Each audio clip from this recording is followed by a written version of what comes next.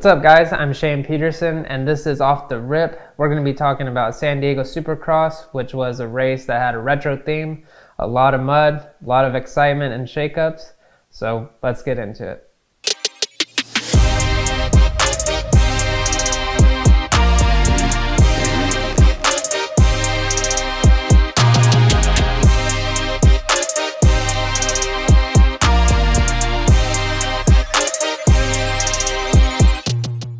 So San Diego Supercross had a theme this weekend, and it was a retro theme.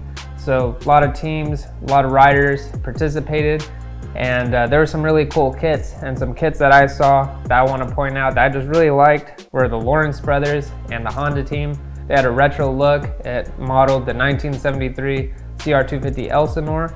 Their colorway just matched the same as their bike. It's a gray, black, red look, and just looked really sharp, really cool. It was something different. Alpine Stars just knocked it out of the park for them.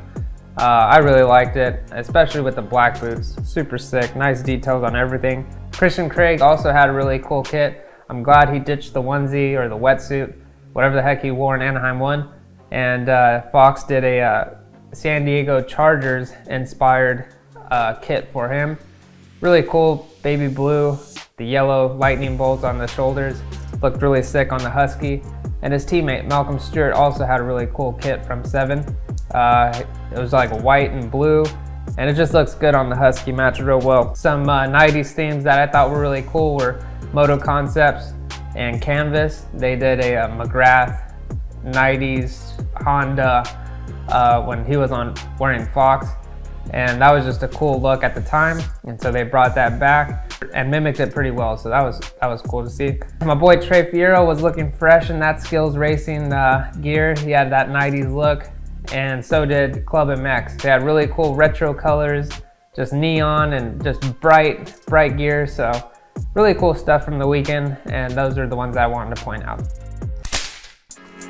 All right, so now getting into the crazy moments from San Diego.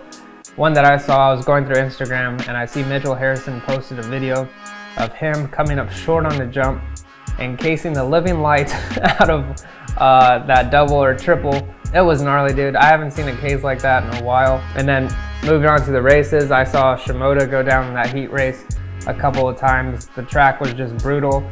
It was mucky, it was slippery. So poor dude, he was down on the ground, got caught up in the whoops. And then his teammate, Jet Lawrence, in the 450 class, he goes down in the whoops. Jet not only had problems in the heat race, but he actually had problems after the main event with Jason Anderson. I'm not sure what he was talking about or what was happening. I'm sure they were riding pretty aggressive. You know, Jason Anderson's known to ride pretty aggressive, and maybe Jet Lawrence is not used to that. I don't know what the whole deal is, but that's what happened. The mud caused for some crazy moments. But let's get into my ARM fantasy picks. All right, so fantasy picks, they were terrible. I did terrible this weekend.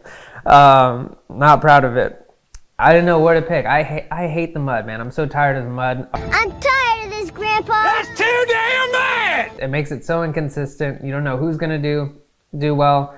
Anything can happen. Anyone can get a win. You can have a mud rider win, which Aaron Plessinger did, so props to him. But I'm just going to put my riders in because I didn't get any right except 4th place, and that was Jet Lawrence. But I put Tomac for 1st. I thought he was going to do it this weekend. He looked good in practice. He looks like he's back to his old ways, so that's why I picked him. I had Chase Sexton next after that. I thought he was looking good. Did good last weekend. Seems like he's a good mud rider, so I put him up there. Ken Roxon, 3rd place, another good mud rider, but I just felt Chase and Eli have just a little bit quicker speed than he does. Jet Lawrence, 4th. Thought he was injured from his case in what was it? Oh, press day. So I didn't think he was going to ride up to par. And Cooper Webb with the 5th place, just because I thought he was going to have a bad start and maybe not perform better than the 4 ahead of him. 7th place was Dylan Ferrandis as my wild card. I just saw him there in either 5th through 7th, and he's been riding really well. But since it was a mud race, and you know some guys can ride a little bit better in the mud, that he would find himself in that 7th position. So I thought that was a solid pick, and I was close. He got 6th, so not too bad of a choice. But anyway, to break it down, the race, going through it, man, I just knew I was already doomed right when I knew I was already doomed right when it started. With Chase going down at the beginning, right after the start, I was like, I'm going to scratch that one off the list. He's not going to do it. Jet got a bad start. He got pinched off by Barsha. And I was like, well, he can come back to fourth, so maybe there's hope for me there. Tomac goes down, bends his lever. He's just sitting there on the track. I'm like, dude, there's no way he's going to win. Roxon then crashes, which I was kind of excited about because I was like, I didn't want him to win so I can get, at least he can be in third or maybe catch up to third, but he was already far from that. And then on the flip side of that, who was doing good that I put for fifth place was Cooper Webb. And, just to talk about Webb, when I was sitting there watching the race, I was thinking, man, dude, what would happen if Eli Tomac wasn't in between him and the leader, Aaron Plessinger? Could Webb have made a pass earlier on Plessinger or maybe, caused Aaron to make a mistake? Or what would have happened if Chase wasn't there, to hold Cooper Webb up? So it was just a thought of coulda, shoulda, woulda. But the Cowboy, it was his night, and he ended up running away with it. So whoever picked AP for the mud, I know y'all are feeling pretty sweet. Because he is a good mud rider. He is a safe bet for the mud, but I didn't think he was going to do as good as he did. And he proved me wrong. And so it's good to see Aaron Plessinger come away with the win. He's good for the sport, gives really great interviews.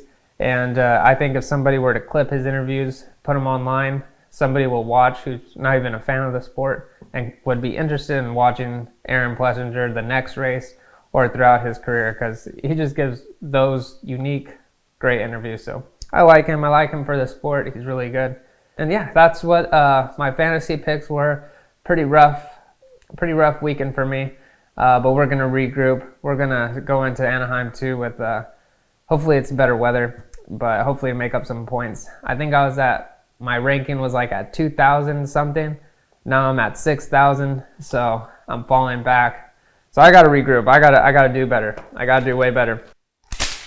To talk about the 250 class a little bit, I feel like RJ Hampshire needed to win this race because he had a bad race in San Francisco, and he needed to make up the points that he lost to Jordan Smith. And instead of making up points, he had it. He was there. He was in third place. He could have made up a couple points. He ends up falling back and making a last lap mistake and causing him to get sixth place. So instead of going forward, he went backwards. But for Jordan Smith, he is doing exactly what he needs to do, being consistent and being on the podium.